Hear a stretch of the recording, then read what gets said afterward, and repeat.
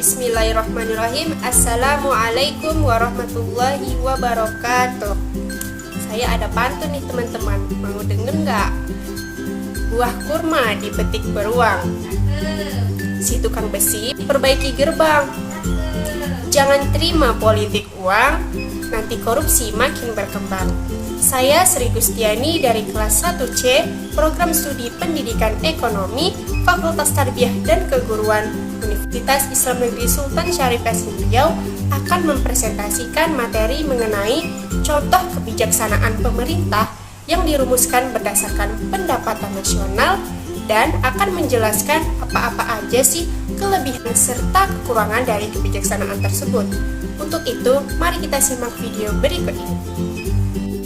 Baiklah, sebelum kita memasuki kepada pembahasan, di sini saya sajikan sedikit mengenai latar belakang di mana berbagai kemajuan dan perkembangan pembangunan telah dicapai dan telah berhasil meningkatkan perekonomian di Indonesia. Salah satu indikator keberhasilan tersebut dapat dilihat dari nilai pendapatan nasional yang terus mengalami peningkatan dari tahun ke tahun. Lalu, seperti teman-teman yang bisa lihat, di sini terdapat slide mengenai rumusan masalah serta tujuan dari permasalahan yang akan kita bahas nanti. Kemudian, di sini saya juga memakai tinjauan pustaka atau landasan teori, di mana di sini saya memakai definisi dari kebijakan pemerintah serta definisi dari apa itu pendapatan nasional. Oke teman-teman, sekarang kita memasuki materi inti ya. Nah, materi intinya yaitu contoh kebijaksanaan pemerintah yang dirumuskan berdasarkan pendapatan nasional. Seperti yang teman-teman bisa lihat, untuk contoh kebijakannya sendiri bisa dalam bentuk anggaran pendapatan belanja negara atau yang biasa disingkat dengan APBN. APBN sendiri merupakan instrumen utama kebijakan fiskal yang sangat mempengaruhi jalannya perekonomian dan keputusan-keputusan investasi yang dilakukan para pelaku pasar. Kemudian, hal ini disebabkan APBN secara umum menjabarkan rencana kerja dan kebijakan yang akan diambil pemerintah dalam penyelenggaraan pemerintahan, alokasi sumber-sumber ekonomi yang dimiliki, distribusi pendapatan dan kekayaan melalui investasi kebijakan dalam rangka mempengaruhi permintaan dan penawaran, serta stabilisasi ekonomi makro. Dengan demikian, strategi dan pengelolaan APBN menjadi isu yang sangat sentral dan penting dalam perekonomian suatu negara. Berkaitan dengan APBN, terdapat pendapatan nasional, yang mana tujuan pendapatan nasional itu sendiri adalah untuk meningkatkan tingkat pertumbuhan ekonomi suatu negara, mengetahui nilai barang dan jasa yang dihasilkan rakyat dalam kurun waktu 1 tahun, dan membuat konsep program pembangunan yang berjangka panjang. Seperti yang teman-teman bisa lihat, di sini terdapat elemen-elemen yang ada pada pendapatan nasional. Yang pertama yaitu produk domestik bruto. Adapun produk domestik bruto merupakan jumlah produk berupa barang dan jasa yang dihasilkan oleh unit-unit produksi di dalam batas wilayah suatu negara.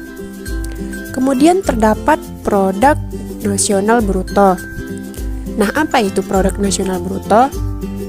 Produk nasional bruto adalah jumlah seluruh produk dan jasa suatu negara dalam 1 tahun yang meliputi barang dan jasa yang dihasilkan oleh seluruh warga nasional, baik yang berada di dalam negeri maupun di luar negeri.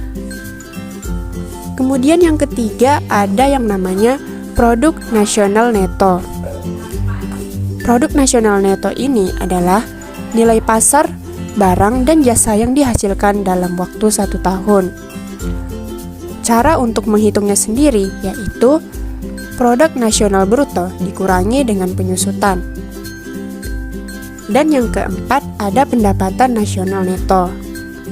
Adapun definisinya sendiri yaitu adalah pendapatan yang dihitung menurut jumlah balas jasa yang diterima oleh masyarakat sebagai pemilik faktor produksi. Kemudian yang kelima terdapat pendapatan perseorangan. Untuk itu, pendapatan perseorangan adalah jumlah pendapatan yang diterima oleh setiap orang dalam masyarakat tertentu. Contohnya yaitu pendapatan yang diperoleh tanpa memberikan suatu kegiatan apapun.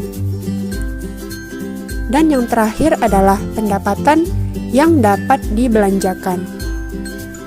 Adapun definisinya sendiri yaitu merupakan pendapatan yang siap untuk dimanfaatkan guna membeli barang dan jasa konsumsi dan selebihnya menjadi tabungan yang disalurkan menjadi investasi. Nah, itulah tadi beberapa elemen-elemen yang terdapat di dalam pendapatan nasional serta contoh dari kebijaksanaan pemerintah yang dirumuskan berdasarkan pendapatan nasional. Sebelum memasuki ke materi selanjutnya, apakah teman-teman sudah paham pada materi sebelumnya? Jika sudah, di sini saya akan menjelaskan materi mengenai kelebihan kebijaksanaan pemerintah yang dirumuskan berdasarkan pendapatan nasional. Seperti yang teman-teman bisa lihat, pada slide saya telah tercantum kelebihan dari kebijaksanaan pemerintah tersebut. Untuk selebihnya akan saya jelaskan. Untuk yang pertama, kelebihannya adalah mengetahui tingkat keberhasilan perekonomian sebuah negara. Kemudian yang kedua yaitu mengetahui kemakmuran rakyat di sebuah negara. Kemudian menganalisa perkembangan perekonomian dan tingkat kemakmuran rakyat. Selanjutnya, untuk menentukan standar perbandingan kehidupan antar negara. Lalu, menjadi salah satu pedoman untuk pengambilan keputusan kebijakan pemerintah. Dan yang terakhir, memberikan data kependudukan.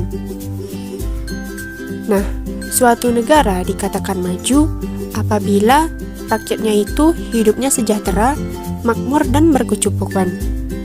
Maka dari itu, pemerintah harus bekerja dengan baik untuk memperbaiki kondisi rakyatnya melalui kebijakan-kebijakan yang telah dirumuskan berdasarkan pendapatan nasional. Selanjutnya, saya akan menjabarkan mengenai kelemahan dari kebijaksanaan pemerintah yang dirumuskan berdasarkan pendapatan nasional. Yang pertama yaitu dari contoh yang diberikan tadi, bahwasannya contoh tersebut bukan ukuran yang valid untuk penilaian kemakmuran sebuah negara. Kemudian, distribusi pendapatan yang terkadang tidak terdata dengan baik. Lalu, adanya pola pengeluaran penduduk yang beragam. Nah, dari distribusi pendapatan tadi merupakan suatu hal yang penting untuk dinilai, apalagi untuk masyarakat. Terkadang ada beberapa masalah terhadap pendataan penduduk yang tidak terdata dengan baik. Untuk itu, tingkat kemakmuran di dalam sebuah negara harus dicapai melalui kebijaksanaan tersebut.